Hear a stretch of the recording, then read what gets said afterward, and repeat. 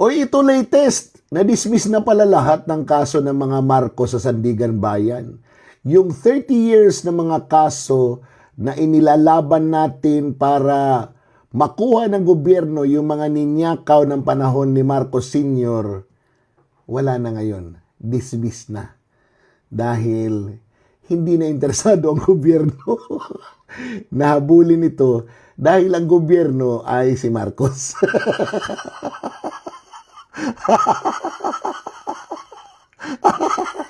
What? Kikinabuhay ito. Talaga naman. Nalibang tayo sa West Philippine Sea, flood control, away sa Senado at kung ano-ano pa. Ayan na pala.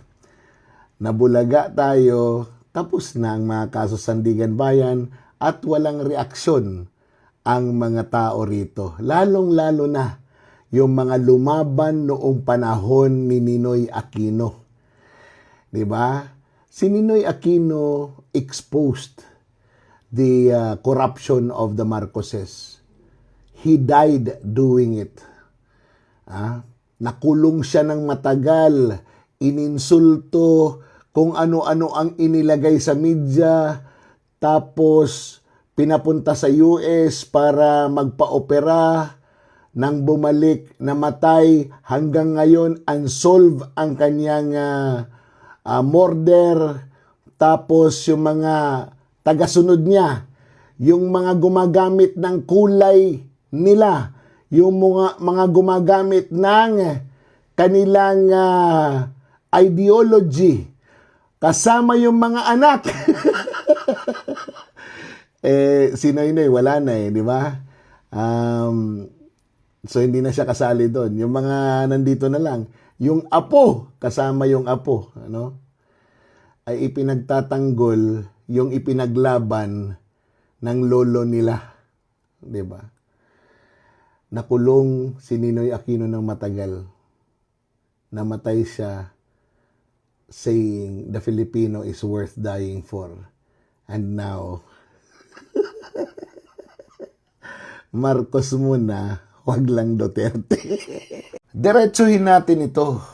Ano ba ang gusto ng taong bayan?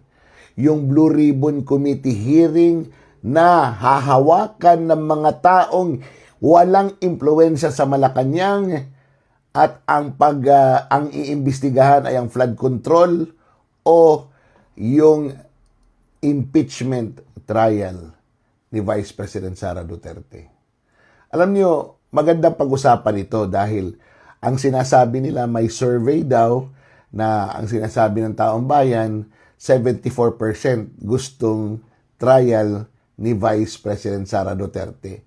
Doon ba sa survey na yon, tinanong din ba yung mga tao kung interesado sila doon sa Blue Ribbon Committee hearing na ang tatalakayin ay yung flood control anomaly na no holds barred.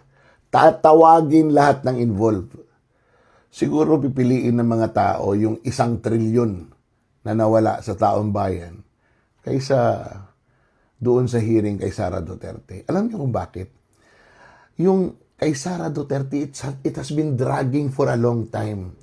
Simula na mag-away ang Malacanang at Sara Duterte, lahat na ng putik na pwedeng ibato kay Sara Duterte, ibinato na nila. And nothing is new anymore. Lahat ng mali, konektado na kay Sara Duterte. Lahat ng korupsyon, konektado na kay Sara Duterte. Pero yung flood control, marami pang hindi natatanong at marami pang dapat na sagot ang malaman ng taong bayan. Katulad ng bakit pinayagan yung malalaking pondo ilabas sa mga distrito kung saan pabor na pabor sa administrasyon yung mga nakaupo dito. Bakit?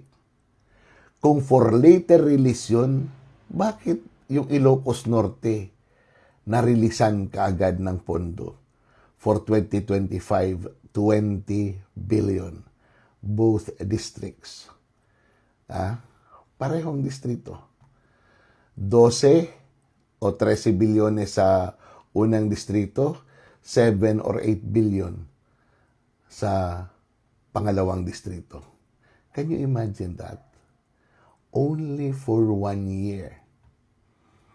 Oh, hindi nyo ba gustong malaman kung anong nangyari doon? Totoo ba na may mga ghost project din sa Ilocos Norte? Totoo ba na doble-doble ang pagpondo sa mga flood control projects? There are a lot of questions that has to be answered sa flood control kaysa sa impeachment ni Vice President Sara. Because all the things, lahat ng gustong malaman kay Vice President Sara Duterte, inilatag na ninyo. Lahat ng duda na pwedeng ibigay sa kanya, ibinigay na ninyo. And yet, the people of the Philippines still stands firm behind the Vice President. Kaya gusto nyo tuduhin na gawing legal sa pamamagitan ng impeachment.